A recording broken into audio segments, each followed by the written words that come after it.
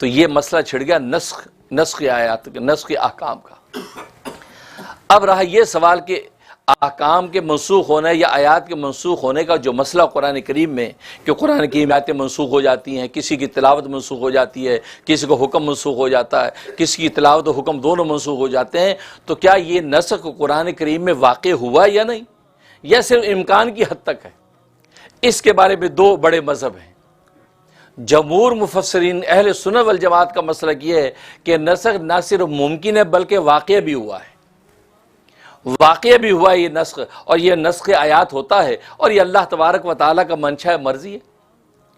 اور دوسرا مذہب یہ، اور وہ معتزلہ کا مذہب ہے، وہ فرماتے ہیں کہ نسخ آیات جو ہے وہ ممکن تو ہے لیکن واقع نہیں ہوا، کیونکہ ان کو یہ ڈر ہوا کہ اگر اس کو ہم واقع مان لیتے ہیں تو اللہ کی طرف جہالت کی نسبت ہوتی ہے کہ یار اللہ کو پتہ نہیں تھا کہ جو اللہ نے پہلے یہ کہہ دیا اب یہ کہہ دیا۔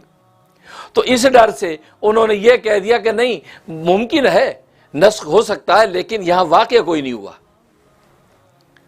اور چنانچہ ابو مسلم اصفہانی رحمۃ اللہ علیہ بڑے عالم گزرے ہیں، ان کی طرف بھی اس قول کی نسبت کی جاتی ہے کہ ان کا بھی مذہب یہ تھا کہ ممکن تو ہے نسخ آیات اور احکام کا لیکن واقع نہیں ہوا۔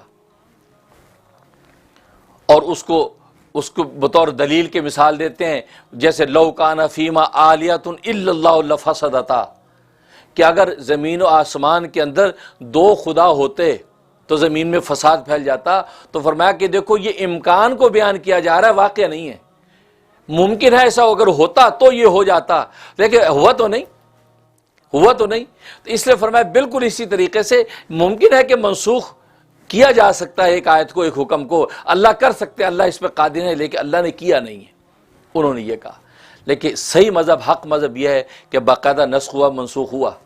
اور تقریباً متقدمین نے تقریباً جو ہے فرمایا کہ 500 آیات ایسی ہیں کہ جس کے اندر نسخ ہوا ہے، کیونکہ انہوں نے نسخ کا معنی بھی آپ کو بتاؤں گا نسخ کس کو کہتے ہیں۔ وہ نسخ کا ایک عمومی معنی لے کر انہوں نے بہت سی آیات کے بارے میں یہ تفصیل بیان کر دی کہ 500 آیتیں قرآن کی ایسے جس کے اندر نسخ ہوا ہے۔ علامہ جلال اس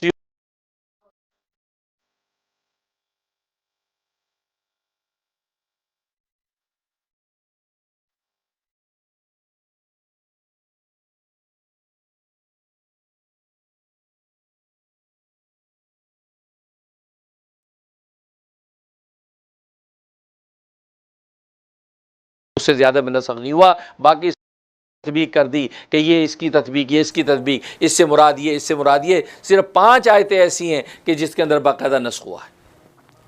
تو گویا کہ اب اصل مذہب یہی ہے کہ صرف 5 آیتیں ہیں کہ جس میں تبدیل حکم ہوا ہے، باقی آیات کے اندر نہیں ہوا، اور یہ ہونا ممکن ہی نہیں بلکہ واقع ہوا ہے۔ اس کی وجہ یہ ہے، اعتراض جو ہوا اس کا منشا ہے ایک، کیونکہ نسخ کے جو 2 معنی ہیں۔ نسخ کا ایک معنی تو نقل کرنا، کاپی کرنا، نقل اور کاپی کو بھی نسخ کہتے ہیں۔ اور دوسرا نسخ کا مطلب تبدیل حکم بدل گیا، ایک حکم ختم کر کے اس حکم کو ختم کر کے دوسرا حکم اس کی جگہ نازل کر دیا گیا، یہ نسخ کا دوسرا معنی۔ اب یہ جو نسخ ہوتا ہے اس کی 3 وجہ ہوتی ہیں، 3 وجہوں میں سے کسی ایک وجہ کی وجہ سے وہ نسخ کیا جاتا ہے۔ پہلی وجہ یہ کہ انسان نے ایک حکم دے دیا، ایک حکم صادر کر دیا، تو اب ظاہر ہے کہ انسان تو لا علم ہے، اس کو بعد میں اپنی لا علمی کا، غلط فہمی کا پتہ چلا، اوہو یار یہ تو غلط حکم دے دیا، یہ تو صحیح نہیں ہوا، اب اس حکم کو بدل دیا۔ تو ایک غلط فہمی کی وجہ سے، ناقص علم کی وجہ سے، غلط فہمی کی وجہ سے آدمی ایک حکم صادر کر دیتا ہے اور بعد میں کہتا ہے نہیں اوہو مجھے بعد پتہ چلا یہ تو غلط ہوا، اس کو ہٹا دو، اب یہ کرو۔ ایک تو غلط فہمی کی وجہ سے جو انسان حکم کو بدلتا ہے، نسخ ہوتا ہے۔ دوسرا نسخ اس وجہ سے ہوتا ہے کہ موجودہ حالات کا تقاضا تو یہ تھا کہ یہ حکم دیا جائے، چاہے موجودہ حالات کو انسان سطحی نظر سے دے کے حکم دے دیتا ہے کہ یار یہ کرو، لیکن تھوڑے وقت کے بعد وہ حالات بدل جاتے ہیں، حالات اس کے خلاف ظاہر ہو جاتے ہیں، کہتا اوہو میں نے تو سمجھا حالات یہ رہیں گے، یہ تو حالات بدل گئے، تو جلدی سے کہتا نہیں یار وہ اس کو چھوڑ دو، وہ کرو۔ تو دوسرا جو ہے وہ حالات کو دیکھ کر وہ جو فیصلہ کرتا ہے، لیکن آگے حالات بدل جاتے تو حکم بدلنا پڑ جاتا ہے۔ 2 اور تیسرا جو ہے نسخ ہوتا ہے، تیسرا نسخ اس وجہ سے ہوتا ہے کہ انسان اس وقت اس کو پتا ہے کہ یہ اتنے دن تک یہ حکم مجھے رکھنا ہے، اس کے بعد پھر یہ حکم بدل جائے گا، پھر حالات بدل گئے تو یہ حکم بدل جائے گا. تو گویا کہ اس کو پورا پتہ ہوتا ہے کہ پورے عرصے کے اندر احکام کیا چلیں گے. مثلا کی مثال یوں ایک قیمت دوائی لے لو بھائی. اب اس کو پتا ہے 3 دن کی اس نے دوائی دے دی، اور 3 دن کی دوائی دینے کے بعد اس کو پتا ہے کہ 3 دن کے بعد اب اس کی کیفیت یہ ہوگی، 3 دن بعد میں ایک اور دوائی دوں گا. 3 دن بعد آتا ہے، اس کو دوائی بدل دیتا ہے. وہ کہے گا یار آپ نے پہلے دوائی دی تھی وہ کیوں روک دیا آپ نے؟ کہتا نہیں مجھے پتا تھا 3 دن کے بعد آپ کی اب یہ ہو جائے گی کیفیت، آپ کو کہ اس حال کیا میں نے جلاب دیا ہے، اب دوائی یہ کھائیے. اب وہ دوائی دی، اس کو پتا کہ اتنے عرصے کے دوائی کھائی 7 دن دوا کھا کے اس کی کیفیت یہ ہو جائے گی، اس کے بعد پھر فلاں دوائی دوں گا. اب 7 دن بعد آیا، ان کا جی دوائی یہ روک دے، اب یہ لیں. تو مریض کو چونکہ پتہ نہیں ہے پورے پروسیس کا، مریض کہتے یار عجیب آدمی، پہلے آپ نے وہ دوائی دی، پھر وہ بند کرا کے یہ دے دی، یہ بند کرا دی، یہ دے دی. تو وہ اپنی لا علمی کی وجہ سے یہ اعتراض کر رہا ہے، ورنہ ماہر طبیب جانتا ہے کہ پروسیس کیا ہے، اتنا عرصہ یہ کام کرے گا، اتنے عرصے وہ کام کرے گا. پورے کام کی تفصیل مریض کو نہیں بتاتا. چاہے تو بتا بھی سکتا ہے کہ دیکھو 3 دن آپ نے یہ دوائی کھانی ہے، اس کے بعد یہ دوائی روک دیں گے، پھر 3 دن کے بعد یہ دوائی کھانی ہے وہ روک دیں گے، پھر 3 دن بعد وہ. تو وہ طبیب سوچتا ہے یار اتنا لمبا ایجنڈا اس کا بیان کر کے مریض کو پریشان کیوں کروں، لہٰذا اس کو دوائی دے دی آپ شروع کرو. جیسے آج آفیسز میں بھی ہوتا ہے، ایک ملازم آیا، باس نے کہا اچھا ایسا کریں آپ یہ ڈیٹا جمع کریں. اب وہ ڈیٹا جمع کر رہا ہے، اب اس کو پتا کہ یہ ڈیٹا جب جمع ہو جائے گا تو اس کا اگلا کام میں یوں دوں گا. اب وہ ڈیٹا جی ہو گیا جی کمپلیٹ، اوکے اچھا اب یہ کرو، اچھا اب یہ کرو. تو اب وہ یہ نہیں کہہ سکتا کہ جی آپ پہلے آپ کہتے ڈیٹا جمع کرو، اب آپ کہہ رہے ہیں یوں کرو. کہ نہیں، وہ پورے کام کا پروسیس دینے والے کو پتا ہے کہ اتنے عرصے یہ کرے گا، پھر یہ کرے گا، پھر یہ حالات آئیں گے، پھر یہ کرے گا. بالکل اسی طریقے سے یہ نسخ کا جو تیسرا معنی ہے، اللہ تبارک و تعالیٰ کے نسبت سے یہ تیسرا معنی مراد ہے کہ اللہ تبارک و تعالیٰ جب کوئی حکم دیتا ہے، اللہ کو پتہ ہے یہ حکم اتنا عرصہ بندوں میں رہے گا اور اتنے عرصے کے اندر یہ حالات پیدا ہوں گے، تو اس کے بعد میں اپنے حکم کو بدل کے یہ حکم دے دوں گا. تو یہاں وہ نسخ حقیقت میں نہیں ہوا، اللہ تبارک و تعالیٰ کے علم میں پورا پروسیس ہے، اللہ اپنے اپنے وقت کے اندر حکم کو نازل کر رہا ہے. یہود و نصارہ نے یہاں پر یہ پہلے والے 2 معنی سمجھے، پہلے والے 2 معنی سمجھ کے اعتراض کر دیا کہ یار کیا اللہ میاں کو پتہ نہیں تھا کہ اللہ میاں نے یہ کیا حکم دیا بدل دیا، یا اللہ میاں کو غلط فہمی ہو گئی. تو انہوں نے پہلے والے 2 معنی مراد لیے. پہلے والے وہ 2 معنی مخلوق اور انسان کی طرف تو منسوب ہو سکتے ہیں کیونکہ وہ لا علم اور ناقص العلم ہے، وہ ایسا تو کر سکتا ہے، لیکن تیسرا جو معنی ہے یہ اللہ تبارک و تعالیٰ کی طرف نسبت رکھتا ہے، کیونکہ اللہ تبارک و تعالیٰ عالم الغیب و شہادہ ہے، اس کو پتہ ہے کہ کون سا حکم میں نے اس کے اوپر کتنے دن رکھنا ہے.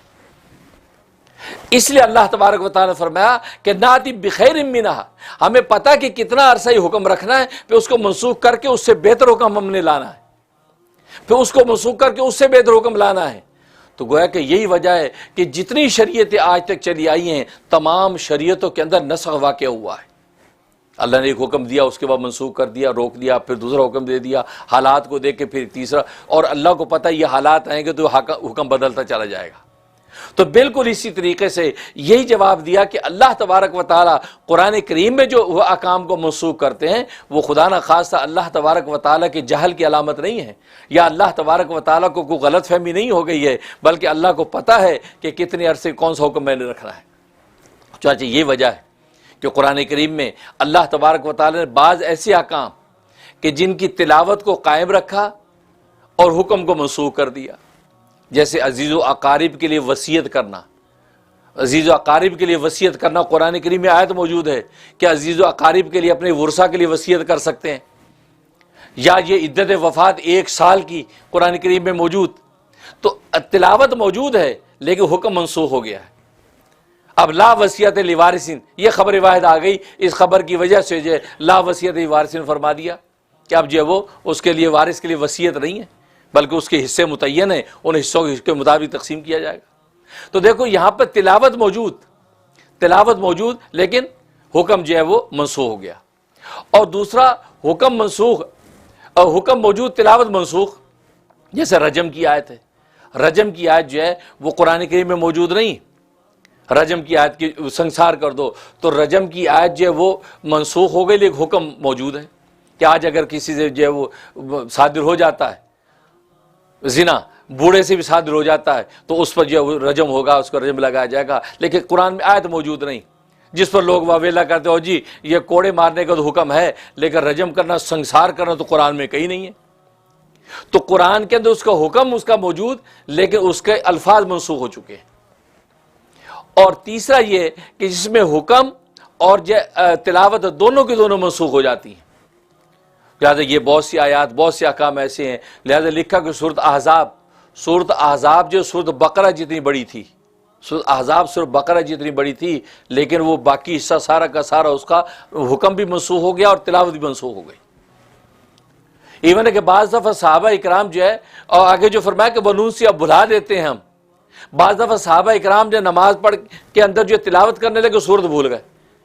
اب بار بار یاد کر رہی ہے اس سورت، یار کون سی سورت تھی، بھول گئے.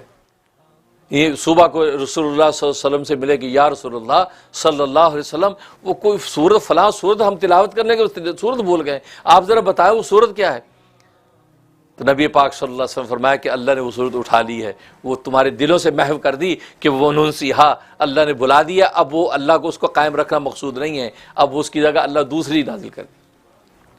تو دیکھو اس کی اللہ بلا دی، پیغمبر کے دل سے بھی اس کو محو کر دیتے ہیں، صحابہ کی یادداشت سے محو کر دیتے ہیں. مقصود یہ ہوتا ہے کہ اب اس کے جتنا عرصہ اس کو رکھنا تھا رکھ لیا، اب اس کے بعد مزید اس کو رکھنا مقصود نہیں ہے، بلکہ اس کی جگہ کسی اور آیت کو لانا یا کسی اور حکم کو نازل کرنا مطلوب ہے. اس لیے فرمایا کہ ما ننسخ من آیتین، جو ہم منسوخ کرتے ہیں کوئی آیت یا اس وننسیہ اور بھلا دیتے ہیں، ناتی بخیر منہا، ہم اس کی جگہ اس سے بہتر کو لے آتے ہیں، او مثلیہ یا اس کی مثل لے آتے ہیں. علم تعلم، کیا تجھے معلوم نہیں کہ ان اللہ علی کل شیء قدیر، بے شک اللہ تبارک و تعالی ہر چیز پر قادر ہے. اللہ کی پوری قدرت ہے، وہ جیسے چاہے کرے، کوئی اس کو روکنے والا نہیں. تو یہاں تک یہ مضمون پورا ہوا.